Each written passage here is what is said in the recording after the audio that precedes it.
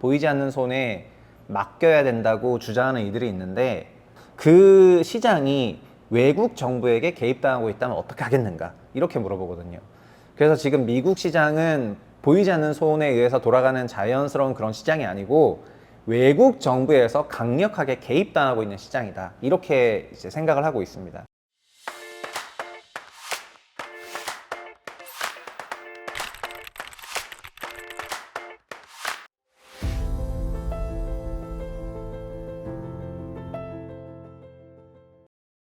안녕하세요, 최부심입니다. 미국 대선 시리즈 이번 주에 하고 있죠. 오늘 영상은 정말 중요한 영상인데, 그 트럼프 2기, 트럼프 정부에서, 그러니까 트럼프 정부 나온다면은 거의 예외 없이 진짜 중국 죽이기 전략을 쓸 것 같거든요. 이제 왜 그런지, 그리고 그 기저에 뭐가 있는지, 이게 또 지금 미국 대선을 어떤 식으로 영향을 주고 있는지를 말씀드리겠습니다. 트럼프 새 내각의 그 유력한 재무장관 후보들이 있죠. 그 스캇 베센트, 지난주에 제가 얘기했던 사람이고, 그리고 뭐 존 폴슨도 있고요. 그리고 블룸버그 인터뷰에서 잠깐 나왔던 제이미 다이먼 얘기가 나왔었고요. 근데 트럼프가 제이미 다이먼을 재무장관으로 지목하겠다 이런 게 아니라, 제이미 다이먼도 재무장관이 할 법한 이제 그런 사람이라고 얘기를 하면서 한 거지, 실제 그렇게 지목할지 모르고요. 마지막으로 로버트 라이트하이저, 이 사람이 있습니다. 이거는 페이스북을 보시면은 그 오건영 님이 이제 로버트 라이트하이저를 요즘 자주 인용하는데, 그 이유가 있는 게 오늘 이제 라이트하이저에 대해서 조금 말씀드리겠습니다. 일단 들어가기 전에 스캇 베센트도 블룸버그랑 6월 달에 인터뷰를 했고, 인터뷰하면서 약간 여러 중요한 내용들을 얘기했는데, 핵심은 이런 거죠. 그 바이든 행정부가 돈을 너무 풀었다. 돈을 너무 풀었기 때문에 그 인플레이션이 야기가 된 거다. 재정 지출 확대 때문에. 그래서 미래에는 미국의 국방비보다 미국 국채 이자가 더 큰데, 이거는 그래서 자기한테는 안보 이슈다. 그래서 공화당이 봤을 때는 이거는 용서 못하는 부분이 있다는 거고요. 그래서 트럼프 2기는 지출을 통제할 거다. 2018년까지 재정 적자가 현재 6%대가 넘는데 그 재정 적자를 3% 이내로 줄일 거다, 이렇게 얘기를 하고요. 이렇게 줄이면서 물어보거든요. 아니, 너는 그러면 감세를 계속한다 그러는데, 감세를 연장하면서 세수가 없는데 재정 지출도 줄인단 말이야, 이러면서 말이 안 된다. 막 주류 쪽에서 아니면 또 민주당 쪽에서 그냥 공격을 합니다. 그래서 당시 이제 베센트도 얘기를 했는데, 그 스캇 베센트 인터뷰를 들어보면은 말을 잘 하시는 분은 아니에요. 달변 가야 되는데 그러진 않았어요. 근데 어쨌든 이 사람도 어떤 생각을 갖고 있었죠. 그 생각의 기전은 어떻게 보면은 이 사람이 근본일 수가 있어서 말씀드리면 로버트 라이트하이저가 있습니다. 47년생이고 자타공인 그냥 미국 최고의 협상가라는 그런 평가를 받는 인물이고, 미국 무역 대표부를 이제 수년째 진두지휘하면서 미국의 무역 정책들을 거의 뭐 총괄하고 있다고 봐도 무방한 그런 사람이 되겠습니다. 이 사람의 일가는 이런 겁니다. 그 보이지 않는 손, 이게 주류 경제학의 근간인 애덤 스미스의 얘기잖아요. 보이지 않는 손에 맡겨야 된다고 주장하는 이들이 있는데, 그 시장이 외국 정부에게 개입당하고 있다면 어떻게 하겠는가, 이렇게 물어보거든요. 그래서 지금 미국 시장은 보이지 않는 손에 의해서 돌아가는 자연스러운 그런 시장이 아니고 외국 정부에서 강력하게 개입당하고 있는 시장이다, 이렇게 이제 생각을 하고 있습니다. 그래서 2018년 미중 분쟁도 라이트하이저 작품이라고 할 수 있습니다. 일단 라이트하이저는 2차 대전 직후 태어났어요. 47년생이고요. 대부분의 경력이 외국과의 경쟁에서 철강 산업을 보호하는 변호사로 보내게 됩니다. 그 트럼프가 이번에 그 펜실베니아에 갔었잖아요. 근데 펜실베니아 최대 산별 노조인 미국 철강 노조하고 만날 때 미국 철강 노조에서는 라이트하이저를 너무 환영을 했습니다. 그 해외 이제 관세폭탄 발언할 때 엄청난 인기를 받았거든요. 그리고 본인은 철강 산업에서 교훈들이 있었기 때문에 그 미국의 무역 파트너들은 생산 보조금을 지급하고 원가 이하로 제작한다면 반덤핑하는 이런 약탈적 반응이 있었는데, 미국이 그동안 계속 당해왔다 이러면서 이런 사례들을 뭐 다른 정치인들에게 계속 전파를 하고 있는 그런 상황에서 그거를 가장 잘 읽어줬던 사람이 트럼프라고 하겠습니다. 이분은 작년 말에 책도 냈습니다. 그 자유무역은 없다는 책이고요. 23년 6월에 나왔습니다. 6월에 나왔는데 어쨌든 이런 내용을 보면은 결국 무슨 말을 하려는지 알겠죠? 자유무역이라든가 자유시장이라든가 그런 거 없다는 겁니다. 그거는 교과서에만 존재하고 실제는 각국의 주요 정부의 주요 정책들이 그 시장을 왜곡하고 있다. 이게 전반적인 그의 생각입니다. 일단은 잘 보면은 그 프랭클린 루스벨트부터 오바마까지 미국 대통령은 협상이라든가 그 무역 장벽을 축소해서 이런 게 미국과 세계를 부유하게 만든다는 관점인데, 라이트하이저는 정반대로 생각을 해요. 근본적으로 미국 제조업이 손실을 당하고 있고요. 미국인의 보편적인 임금이 정체가 되고 있다. 그리고 중국에 대해서도 미국의 전략적 입지가 계속 약화되고 있는 그런 과정들, 통계를 계속 보여주면서 내가 자유무역 하면은 큰일 난다고 했지? 이거를 계속 외치고 계십니다. 다국적 기업이나 그 수입업자들의 영향력 아래에 있는, 그러니까 수입을 많이 해야 되는 그런 쪽에 있는 기업들이나 정치인들은 라이트하이저를 거부하지만 트럼프는 그렇게 하고 있지 않죠. 실제로 2018년 트럼프 1기 때 미중 분쟁, 새로운 관세를 부과하는, 25% 관세 부과하는 거에 서명할 때 옆에 있었던 인물이 이 인물이니까 인물의 그 상징성에 대해서는 뭐 더 말할 필요도 없을 것 같은데요. 여기서부터는 그의 그 논리를 보면은요. 라이트하이저가 제일 중요하게 보는 거시 지표는 무역 적자입니다. 무역 적자. 미국의 무역 적자가 제일 중요한 지표다, 이렇게 얘기를 합니다. 이 무역 적자를 보는 이유는 요게 수출이고 이거 수입이잖아요. 수입이 굉장히 많아지게 되면서 무역 적자가 나오게 되는 거거든요. 수입이 굉장히 이제 커지면은 이제 성장률이 떨어지게 되는 겁니다. 근데 주류 경제학에서는 야, 미국의 소비가 높고 그다음에 소비가 굉장히 높고 미국인들은 저축을 안 하니까 그러니까 이제 무역 적자가 크다, 그렇게 설명하는데 라이트하이저는 뭐라고 하냐면은 그거 다 이제 개 같은 소리고, 무역 적자라는 거는 미국의 부가 해외로 나가는 거고 특히 중국으로 가기 때문에 관세 조치를 해야 된다, 이렇게 얘기를 하고 있습니다. 일단 하나씩 보면은요. 미국 무역 적자는 23년에만 7,730억 불, 이제 700빌리언대를 기록을 했고 적자는 계속 이렇게 늘어나고 있습니다. 근데 이 사람이 그 인터뷰를 한 거를 이제 24년 5월에 이코노미스트지랑 인터뷰를 한 게 있어요. 6월에는 스카페센이 블룸버그를 했고 이제 5월에 인터뷰했는데 이 인터뷰 내용이 좋아서 이코노미스트지를 이것도 이제 구독을 하게 됐습니다. 지금 제가 구독 안 하는 잡지가 없을 정도야. 다 구독해서 월간 구독료가 지금 어마어마하게 나고 있습니다. 네프콘 구독 좀 해주고 채부심 유튜브 채널도 구독 좀 해달라. 그래야 나도 운영을 할 수가 있다. 막대한 무역 적자가 미국 경제 성장을 저해한다. 이런 내용을 주장합니다. 무역 흑자가 지속되는 국가는 그 외국 상품을 사들이면서 글로벌로 생산을 늘리는 게 아니라 이게 교과서적으로 무역인데 시장 왜곡을 해서 외국의 생산 능력을 죽여서, 그러니까 외국의 제조업들이 죽이게 되는 거죠. 그래서 자국의 생산 능력으로 대체한 다음에 무역 수익이 나게 되면은 그 적자 국가, 대상 국가의 장기 자산을 산다. 이게 실제 시장이 돌아가는 논리라는 겁니다. 이게 그냥 말만 들어도 중국과 미국으로 예시야 생각하면요. 중국이 미국 거를 사주는 게 아니고요. 그러니까 미국이 중국 거를 사주니까 미국이 무역 흑자니까 중국도 미국 거를 사주고 그딴 게 아니고요.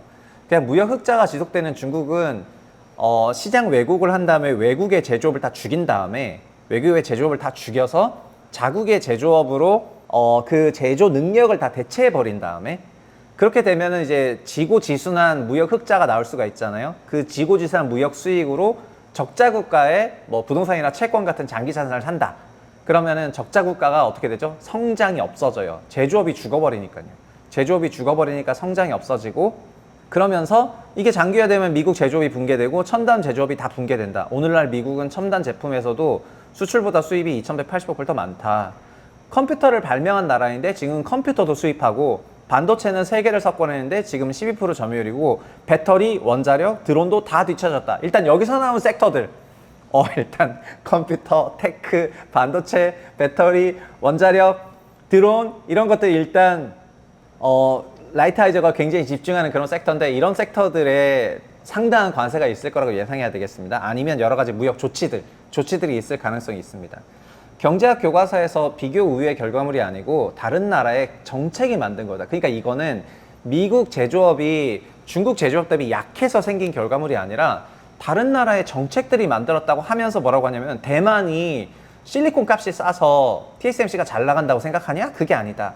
대만 정부가 하고 있는 반도체 지원 정책에 따라서 그렇게 된 거고, 한국 철강이 잠깐 세계 시장을 호령한 게 한국의 철광석이 싸서인 줄 아냐? 한국의 정책이 그랬다. 그리고 중국의 제조업 우위도 다 중국 정부 지원이다. 거의 모든 나라들이 보조금을 주거나 내수시장을 이제 막아주거나, 내수시장을 막아주면서 보호무역주의로 한다거나, 노동법을 되게 느슨하게 하면서 우리는 노동기준 다 지키면서 타이트하게 하는데 저기는 이제 소위 열정페이 쓰고 등등 완전히 사람을 갈아서 그렇게 한다거나, 기타 글로벌 우위를 위한 갖가지 정책적인 혜택을 통해서 특정 제조업을 키운 거지, 이게 서로 이제 애플 대 애플로 싸운 게 아니다, 이런 말을 하는 거죠. 그래서 미국은, 자기가 생각할 때 미국은 제조를 해야 되는데 활기찬 제조업이라는 게 국가 안보에 굉장히 유리하고 이게 1, 2차 세계대전 때도 드러난 거예요. 그래서 하버드의 리카르도 하우스만, MIT의 세자르 이달고 같은 그런 학자들의 말을 들어야 된다. 제조업은 미국 GDP의 11%지만 총 생산성 35%고 R&D는 70%를 먹고 있다. 고급 인력의 향연인데 공장이 사라지게 되면은 고급 인력이 없어지고 미국의 손실이다. 그래서 미국의 자유무역의 실패는 이게 트럼프가 주장하는 게 이런 거죠. 미국 중산층, 중하층을 나눴을 때 미국 근로자 노동소득은 2019년 제외하고는 수십 년간 거의 정체. 이건 힐빌리에도 나와요. 힐빌리에도 나오는 부분입니다. 그 미국의 실질 그 근로자들의 노동소득이 실질로 그냥 계속 플랫하거든요. 그러니까 물가 상승만큼만 올랐어요. 그러니까 노동자들은 엄청나게 불평을 하고 있는 그런 상황인데 그게 왜 그런지를 설명하는 거예요. 미국 제조업의 몰락이 중국 때문에 몰락한 게 아니라 다른 나라들이 여러 가지 보조 기술들 때문에 비교 열의로 몰락한 게 아니다. 그러니까 불공정한 것 때문에 몰락한 거다는 거고요. 그리고 이런 게 계속 누적되다 보니까 소득 불평등이 엄청 커져서 상위 1%가 중간 60% 전체 소득보다 부가 더 많다. 그래서 경기 침체가 오니까 자살, 약물, 알코올 등 절망으로 내몰고 있고 2000년 이후부터 출생한 세대는 자녀들의 기대 수명이 부모보다 더 낮다. 이렇게 얘기를 합니다. 자녀들이 왜 빨리 죽냐면은 자살이나 약물, 알코올 중독이 많기 때문에 기대 수명이 낮아진다는 거예요. 그러니까 우리는 기대 수명이 계속 늘어나는 줄 알았는데 2000년 이후 출생 세대로는 더 낮다. 그래서 이게 정상이냐? 경제학자들이 뭐라고 하냐면은 시장의 심각한 왜곡을 없앨 수가 없으면 차선책으로 왜곡의 효과를 상쇄하는 조치를 취하는 것이 맞다. 마이클 패티스 같은 그런 경제학자가 이런 말을 합니다. 그러니까 이런 사람을 인용하면서 그래 지금 중국이 엄청난 왜곡을 하고 있기 때문에 그 왜곡 효과를 상쇄하는 조치를 취해야 되는 게 그게 뭐예요? 그게 관세가 되는 겁니다. 그래서 트럼프 일기를 보면은 2016년 미국의 실질 중위소득이 7만 불에서 2019년 7만 8천 불로 3년간 8천 불 올라갔어요. 그리고 2017년부터 2020년까지 제조업 41.9만 개 일자리가 늘었습니다. 팬데믹이 이후에 있었는데 관세는 작동했죠. 그래서 24년까지 일자리는 만들어졌습니다. 관세 부과 후 중국산 반도체 수입이 감소해요. 21년에 72% 감소합니다. 미국산은 증가를 하죠. 관세를 했지만 가격 영향도 없었다는 겁니다. ITC가 분석을 했는데 철강 관세 25%니까 철강 관세 올라가냐? 그렇지 않다는 겁니다. 철강 가격이 0.75% 상승했고요. 세탁기의 수입 제한을 걸어봤더니 테네시랑 사우스캐롤라이나는 세탁기 공장이 건설됐다 이런 말을 합니다. 트럼프는 10% 관세를 부과할 걸 제안했고 내 겸상 이 정책은 성공할 것 같다 이렇게 평가를 합니다.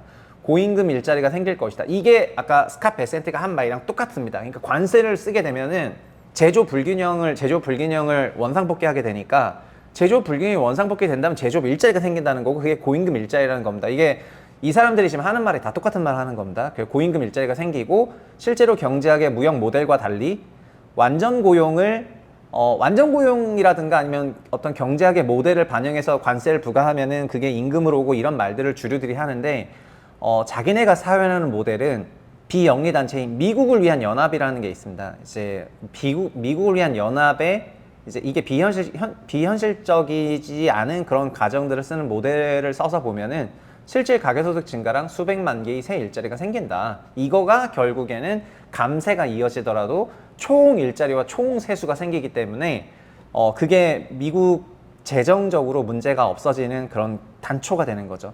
그래서 주류 경제학자들은 관세가 가계소득을 증가시킨다는 그런 생각으로 반대를 하겠지만은 이제 그러니까 관세가 가계소득을 증가시킨다는 그런 생각에 주류 경제학은 반대하겠죠. 말도 안 되는 소리다 하겠지만은 코로나 이전만 봐도 트럼프가 관세를 올리고 나서 안 받냐? 7만 불이 7만 8천 불로 갔다. 그래서 10% 이상 관세가 필요할 수도 있다. 이런 얘기를 합니다. 특히 중국의 전기차 산업 보면 여기서 이제 전기차 산업 얘기를 하는데 중국이 유럽의 전기차 산업을 거의 아장을 내고 있죠. 우리가 만약에 중국의 25% 관세를 안 때렸다면은 미국 전기차 제조업 역시 지금 그런 상황일 수도 있었다. 실제로 북미에서는 중국 전기차가 거의 안 팔려요. 이게 25% 관세 때문일 수도 있지만 테슬라가 있기 때문일 수도 있는데 유럽은 테슬라가 없죠. 그러나 테슬라를 운용하는 머스크 입장에서도 라이트하우저의 발언이 마음이 갈 수밖에 없죠. 지금 중국 시장을 어쨌든 관세를 계속 때려서 미국 시장을 지켜주게 되면은 테슬라는 미국을 대상으로 중국이 지금 중국 시장에서 하는 것처럼 더 경쟁력을 키운 다음에 세계 시장을 소위 짬짬 먹을 수가 있잖아요. 그러니까 머스크가 트럼프를 지지하는 것이 실익이 있다라는 겁니다. 로버트 라이트하우저의 그런 정책들이 사용이 됐을 때 머스크 입장에서는 좋을 거예요. 관세 10%로 인플레가 생긴다는 주장이 있죠, 요즘에. 민주당에서 나는 이것도 회의적이다. 트럼프 일기 때 관세 높였지만 인플레가 없었고 받지 않냐. 그 다음에 관세 하을 때는 반관세 싱크탱크인 피터슨도 301조 관세는 별로 세금이 없다. 그 다음에 세계적으로 친제조업 정책 국가는 적자국보다 물가 상승률이 낮다. 그러니까 제조업을 엄청나게 키운 나라들은 제조업 적자 국가보다 물가 상승률이 낮더라. 세계적으로 보니까. 이거는 국내 시장을 보호해 줬을 때 소비자 물가 간의 상관성이 굉장히 낮다는 걸 의미한다. 오히려 제조업이 붕괴된 나라가 물가 상승률이 훨씬 높다. 이렇게 얘기를 합니다. 뭐 세제 개편이나 이런 거는 이제 더 자세한 얘기인데 이건 17년에 했으려고 했었지만 그걸 안 했기 때문에 일단 넘어가고요. 결국은 머스크가 트럼프를 지지한 여러 이유가 있겠지만 트럼프는 미국의 전기차는 지지하거든요. 그러니까 트럼프가 다 반대하는 게 아닙니다. 트럼프의 정서는 미국 제조업의 붕괴가 중국의 그 지원 정책들 때문이고요. 결국 중국의 전기차를 막겠다는 거지 미국 전기차를 막겠다는 건 아닌 겁니다. 그러니까 에너지 산업을 이제 키워야 되고 이런 쪽에 있는 건 맞지만은 그게 전기차가 100%는 안 되는 거니까요. 전기차가 아무리 잘 나가도 100%까지는 안 올라가거든요. 그러니까 미국 전기차 산업을 무조건 사람들은 이걸 오해해가지고 트럼프는 전기차에 부정적인데 왜 머스크가 트럼프를 지지하냐 이런 말씀들을 하는데 그렇지 않다는 거죠. 미국 전기차는 크라는 거예요. 그래야지 나중에 세계 시장을 잡아먹을 거 아니겠습니까? 그래서 해외 전기차를 극혐하는 겁니다. 그래서 이거는 반도체나 배터리에 대해서도 비슷한 생각을 하고 있어요. 그러니까 어떻게 보면은 저희가 어저께 살펴봤던 그런 카멜라 해리스 민주당으로 대표되는 거는 이제 빅테크, 세계화된 빅테크와 그 다음에 그쪽에 그 지지를 받으면서 컸지만은 현재 트럼프와 제이디 벤스 그 팀은 미국 제조업과 미국인들 위주의 그런 지지를 받는 그런 세력이거든요. 그런데 어느 숫자가 더 많냐면은 당연히 이쪽이 훨씬 더 많은 거예요. 미국에 있는 일반적인 중하위 노동자 계층의 실질 소득은 거의 증가하지 않았거든요. 그래서 이거는 그 라이트하우스 말고 이제 많은 미국의 노동부 장관도 똑같은 말을 하는데요. 4년 전에 인플레이션 때 그때 노동자들에게 약 한 3억 불 정도의 체크가 직접 갔잖아요. 미국 가게에. 그때 전체 프로그램 3.5조 달러인데 그 일부 간 것 때문에 뭐 소비가 늘어서 인플레이션이 나왔다고 얘기하면은 그건 말도 안 된다고 미국 그 노동부 장관, 라이트하이시 이 사람도 그런 말을 하거든요.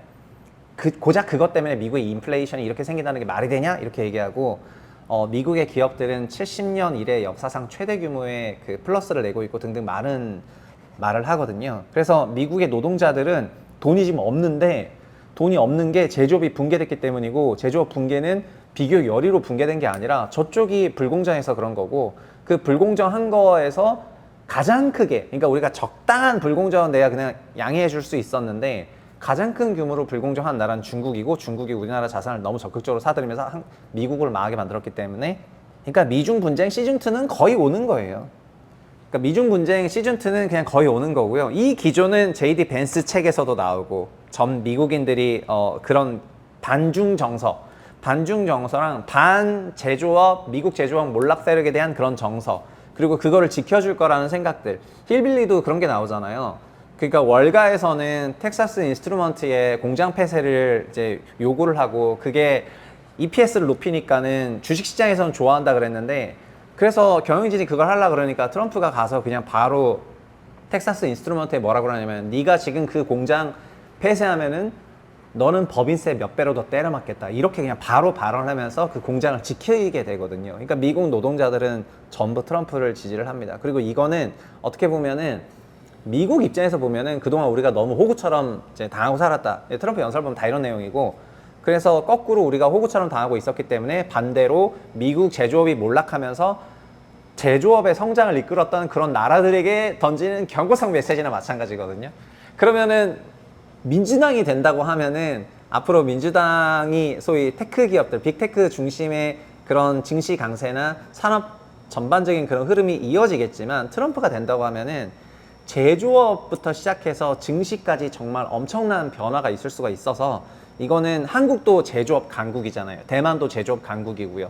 중국은 지금 제조업 초강국이고 어떤 말까지 있냐면은 중국이랑 제조업 붙지 말라는 말까지 있거든요. 중국은 제조업 붙어버리면은 그 나라 특정 국가의 제조업들 다 죽여버리겠다는 생각이 있습니다. 그만큼 그 중국 제조업은 그들 나라에서는 자신감이 있어요. 우리가 쪽수가 많으니까 우리가 제조업을 국가 주도로 푸시하기 시작하면은 누가 되더라도 그냥 우리한테는 결국은 다 무너질 수밖에 없다는 그런 마음이 있어가지고 그 자신감으로 제조업에 진출하는 거거든요.